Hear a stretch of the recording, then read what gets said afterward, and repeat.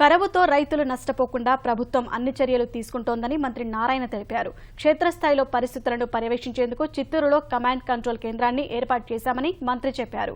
IVRS ద్వారా రక్షణ తడులతో ఎంతమేర లబ్ధి పొందాలన్న దానిపై సమాచారాన్ని సేకరిస్తామన్నారు.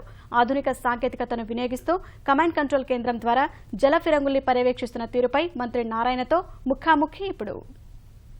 పోరాటం ప్రకటించిన ముఖ్యమంత్రి చంద్రబాబు నాయుడు జలఫిరంగులను క్షేత్రస్థాయికి పంపి ఎండిపోతున్న పంట పొలాలను కాపాడడంతో పాటు ఆధునిక సాంకేతికతను వినియోగించుకొని క్షేత్రస్థాయిలో జరుగుతున్న పరిణామాలను ఎప్పటికప్పుడు బేరీజు వేస్తున్నారు.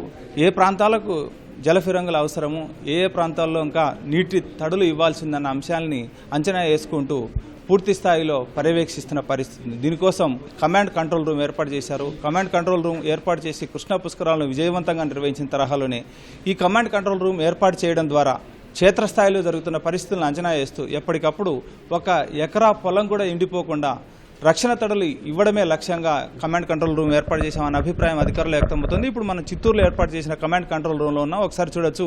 ఈ కమాండ్ కంట్రోల్ రూమ్లో అన్ని విభాగాలు అంటే ఇప్పుడు రెయిన్ గన్లు వినియోగించి పంట తడులను ఇచ్చేందుకు అవసరమైన అన్ని శాఖల విభాగాలు ఇక్కడ ఉన్నాయి.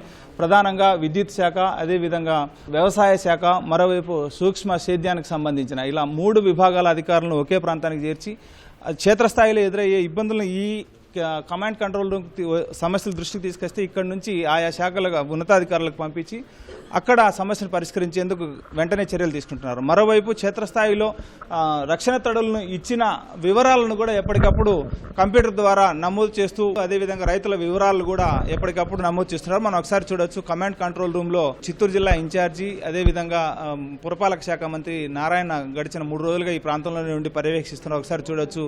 గడిచిన 3 రోజులుగా చిత్తూరు జిల్లాలో జల ఫిరంగులు వినియోగించడం ద్వారా ఎంత మేర విస్తీర్ణంలో రక్షణ తడులు అందించగల అన్న విషయాలను చూస్తున్నారు.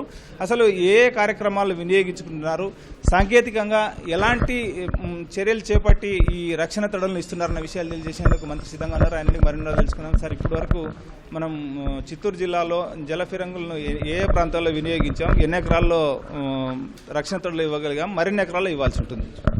మనకున్న 13 జిల్లాల్లో ఆల్రెడీ రెయిన్ గన్స్ కొన్ని ప్లేస్ చేస్తున్నాయి. వాటన్నిటినీ ఈ 4 జిల్లాలకు తెప్పించి ఈ పంటలను కాపాడటానికి ఒక అంటే ఒక యుద్ధ ప్రాతిపదిన అధికారులను, మంత్రులను అందరినీ 4 జిల్లాల్లో పెట్టి గత 10 రోజుల నుంచి దాదాపు ఈరోజు సాయంకాలానికి ఏదైనా కొద్దిగా మిగిలితే రేపు మధ్యాహ్నానికి యాక్చువల్గా ఈ 4 జిల్లాల్లో పూర్తిగా 100% యాక్చువల్గా ఒక తడి పొలాలకు ఇవ్వటం జరిగింది. ఇక్కడ వాటర్ ఇవ్వటం అంటే రెయిన్ గన్స్ ద్వారా, స్ప్రింక్లర్స్ ద్వారా ఏదో పైన ఊరినే తడపటం కాదు. ఈ యొక్క గ్రౌండ్ నెట్కి వాటర్ ఇవ్వటం అంటే మనం ఇచ్చిన వాటరు 8 నుంచి 10 సెంటీమీటర్ల వరకు పోయినప్పుడే దానివల్ల ఉపయోగం. అగ్రికల్చర్ డిపార్ట్మెంట్ వాళ్ళు చెప్పింది సైంటిఫిక్ ఏంటంటే 8 to 10 సెంటీమీటర్స్ ఆ వాటర్ కింద దాకా పోవాలి. అందువల్ల ఇప్పుడు 10 రోజుల నుంచి 12 రోజులు చేస్తున్నా ఎందుకు డిలే అవుతుందంటే మనం ఇచ్చే వాటర్ వల్ల ఉపయోగం ఉండాలా.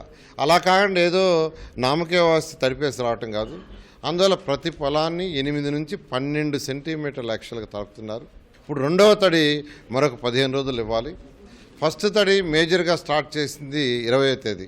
ఒకసారి రెండవ తడి 5వ తేదీని స్టార్ట్ చేయాలా. ఉండి ఇచ్చేయడమే లేకపోతే క్షేత్రస్థాయిలో వాస్తవ పరిస్థితులు ఎలా ఉన్నాయనేది మీరు ఎలా అంచనా వేస్తున్నారు? ఎంతమంది రైతులు అనేది రైతులు డూప్లికేషన్ కానీ లేకపోతే రైతులు చేయకపోయినా నమోదు చేసే కార్యక్రమాలు దాని మీద ఎట్లా ఉంటుంది అంటారు? అందుకనండి అటువంటి ఇబ్బంది లేకుండా యాక్చువల్గా ఈ జిల్లాలో హైయర్ లెవెల్లో 11 మంది ఆఫీసర్లను పెట్టారు. అదేవిధంగా ప్రతి విలేజ్ కూడా కవర్ అయ్యేటట్టు ఆఫీసర్లను పెట్టారు. ఆఫీసర్లు పెట్టి అక్కడున్న డేటా అంతా ఫస్ట్ దీంట్లో చేయించాం.